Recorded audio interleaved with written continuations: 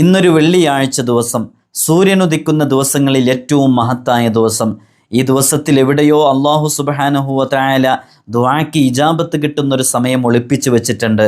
അത് വ്യക്തമായി പറയപ്പെട്ടിട്ടില്ല. കാരണം ഈ ദിവസം മുഴുവനും അള്ളാഹുവിന് ഇബാദത്തുകളിലും തസ്ബീഹുകളിലും തഹ്മീദുകളിലും തഹ്ലീലുകളിലും വിശുദ്ധ ഖുർആൻ പാരായണത്തിലും സ്വലാത്തിലുമൊക്കെ ആയിട്ട് നമ്മുടെ സമയം ചെലവഴിക്കാൻ വേണ്ടിയിട്ടാണ്.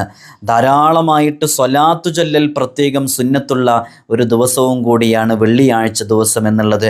അത് മഹാന്മാരൊക്കെ പറഞ്ഞിട്ടുണ്ട്. ഇൻഷാ അല്ലാഹ് ഇന്ന് നമ്മൾ 10 നാരിയത്തു സ്വലാത്ത് ചൊല്ലാൻ വേണ്ടിയിട്ടാണ് പറയുന്നത്. നിങ്ങൾ ഈ 10 നാരിയത്തു സ്വലാത്ത് ചൊല്ലിയതിൻ്റെ ശേഷം നിങ്ങളുടെ ദുആ വസിയ്യത്ത്, മനസ്സകങ്ങളിൽ നീറുന്ന വിഷമങ്ങളും പ്രയാസങ്ങളും ബുദ്ധിമുട്ടുകളും എഴുതി അറിയിക്കുക. ഇന്ന് രാത്രി ദുആ ചെയ്യുമ്പോൾ ഇൻഷാ അല്ലാഹ് വിഷയങ്ങളെല്ലാം മനസ്സിൽ കരുതിയിട്ട് ആത്മാർത്ഥമായിട്ട് മുതഅല്ലിമീങ്ങളെയൊക്കെ കൂട്ടിയിട്ടുള്ള ദുആകളിൽ ഉൾപ്പെടുത്തും. അല്ലാഹു സുബ്ഹാനഹു വ തആല നാം അനുഭവിക്കുന്ന രോഗങ്ങളിൽ നിന്ന്, ബുദ്ധിമുട്ടുകളിൽ നിന്ന്, വിഷമങ്ങളിൽ നിന്ന്, പ്രയാസങ്ങളിൽ നിന്ന്, കടങ്ങളിൽ നിന്നൊക്കെ നമുക്ക് വലിയ രക്ഷയും സമാധാനവും ഒക്കെ നൽകി അനുഗ്രഹിക്കുമാറാകട്ടെ. എത്രയോ ആളുകൾ മാരകമായ രോഗങ്ങളുടെ പിടിയിലാണ്. ലക്ഷങ്ങൾ കടബാധ്യതയുള്ളവരാണ്, മക്കളില്ലാത്തവരാണ്, വീടില്ലാത്തവരാണ്, അതുപോലെ തന്നെ വിവിധ ഇനം പരീക്ഷണങ്ങളെ കൊണ്ട് ബുദ്ധിമുട്ടിലായവരാണ്.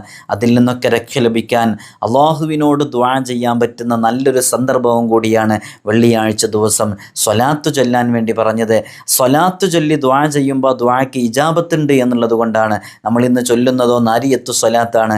പഴയ കാലം മുതലേ 4444 നാരിയത്തു സ്വലാത്ത് ചൊല്ലിയിട്ട് ദുആ ചെയ്യുന്ന ദുആക്ക് ഇജാബത്തുണ്ടെന്ന് അനുഭവത്തിലൂടെ നമുക്ക് മനസ്സിലാക്കിയതുമാണ്. നിങ്ങളൊക്കെ ഇത് കണ്ട് ഓരോരുത്തരും 10 വീതം സ്വലാത്തുകൾ ചൊല്ലുമ്പോഴേക്ക് എത്രയധികം സ്വലാത്തുകളാകും. അതൊക്കെ മുൻനിർത്തി നമുക്ക് റബ്ബിനോട് ദുആ ചെയ്യുക. അല്ലാഹു സുബ്ഹാനഹു വ തആല നമ്മുടെയൊക്കെ പ്രയാസങ്ങളിൽ നിന്ന്, നമ്മുടെയൊക്കെ ബുദ്ധിമുട്ടുകളിൽ നിന്ന്, രോഗങ്ങളിൽ നിന്ന് നാം ഈ ചൊല്ലുന്ന നാരിയത്തു സ്വലാത്തിൻ്റെ ബറക്കത്ത് കൊണ്ട് നമുക്ക് വലിയ മോചനം നൽകി അനുഗ്രഹിക്കുമാറാകട്ടെ.